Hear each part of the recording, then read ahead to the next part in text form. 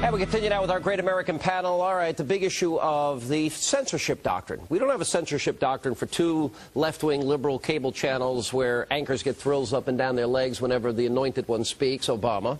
We don't have it for ABC, NBC, CBS. We don't have it for our nation's newspapers. They only want to go after talk radio. Sean Hannity, Rush Limbaugh, Mark Levin. You're a free speech liberal. I'm sure you're against any government intervention or entity determining what is a conservative thought or liberal thought on the radio, Mr. Mayor. No, I don't think the government ought to be touching what the thoughts are, but I do think that there is absolute justification for some evidence using the public airways where you've been given a license. You have a responsibility to give me the same opportunity. Does that go for Charlie Gibson, Brian Williams? Goes for everybody. And how do we give you a license, if I give you a license, right, you have got to be prepared to allow all of us to have access. Who determines what is, for example, I opposed the President Bush on Medicaid prescription drugs. I opposed him on Dubai ports and Harriet Myers, but I agreed with him on the war. I agreed with him on the economy.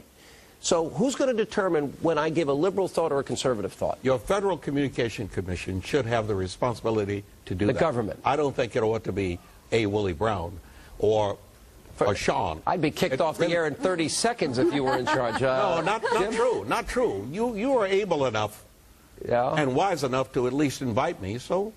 Oh, okay. That's sort of pay-for-play radio and TV style. Absolutely. And everybody says what they want anyways. It depends on what show you're listening to, because, I mean, it really does, because sometimes, to be honest with you, I turn it off because you listen to one station. What do you mean you turn it off? You cannot about 3 hours? I don't turn yours off. Oh, all right. Thank you. But no, there's sometimes where you listen to what they're saying, and you get tired of the bickering back and forth, and at times it's a turnoff. But I do agree that you should be able to say what you want, because I know at least when I talk about charities, you should be able to talk about charities when you want to. But sometimes, I mean, we even had to sign something up in Buffalo that you can only talk for so much time. Oh, and it's like, you got to be kidding me. I mean, we're trying to get a good message across. Yeah. In today's society, anytime, and you were talking to me before about politics, I was like, why would I want to get into politics now? In 2000, and God bless you all, God bless all the people out there, but I'll tell you what, before this presidential election, I quit listening to it. I said, you know what? The Republicans are dogging the Democrats. The Democrats are dogging the Republicans. I mean, there's no. Well, let me give. But you know what? I think these issues need to be vetted out. Marsha, you know, we had the issue of Bill Ayers, and I think President Obama lied to us. Not only when he said there's no welfare in the bill or pet projects in the bill. I think he lied about his relationship with Jeremiah Wright. And here's Bill Ayers. He was asked in an interview, "Do you regret any involvement bombing the Pentagon, the U.S. Capitol?" This guy started his career, our president started his career in the home of an unrepentant terrorist. He sat on boards with the guy, gave speeches with the guy. Nobody cared, it seems, but little old Sean Hannity and some conservatives. That's judgment to me. Why don't people care more about that relationship? Why didn't they care more? I think that there is...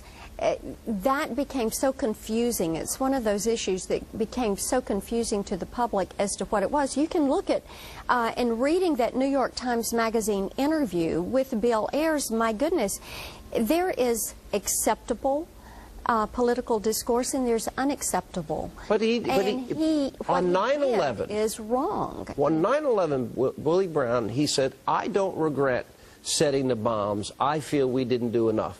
Bombing the Pentagon, the Capitol, New York City Police Headquarters.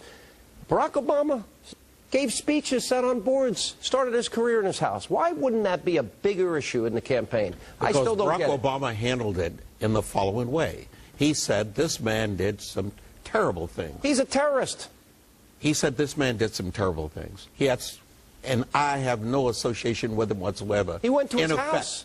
He said, I have no association with him whatsoever at the time that he was doing the things. I've had no discussions with him about the nature of what he does. And the public bought Obama's rhetoric in that regard. He got away with something that I don't think any politician could. But I got to run. What a great panel. By the way, we got this football here. I'm going to have Jim teach me how to throw a spiral. You're doing pretty good. You got a little ways to go, but you'll be all right. I got some good receivers here. We do have some good receivers. All right, now coming up, some quarterback Jihad, a shocking documentary, confirms the existence of U.S. terror training camps right here in the United States. So what are, these wannabe terrorists secretly trading in? That's all coming up.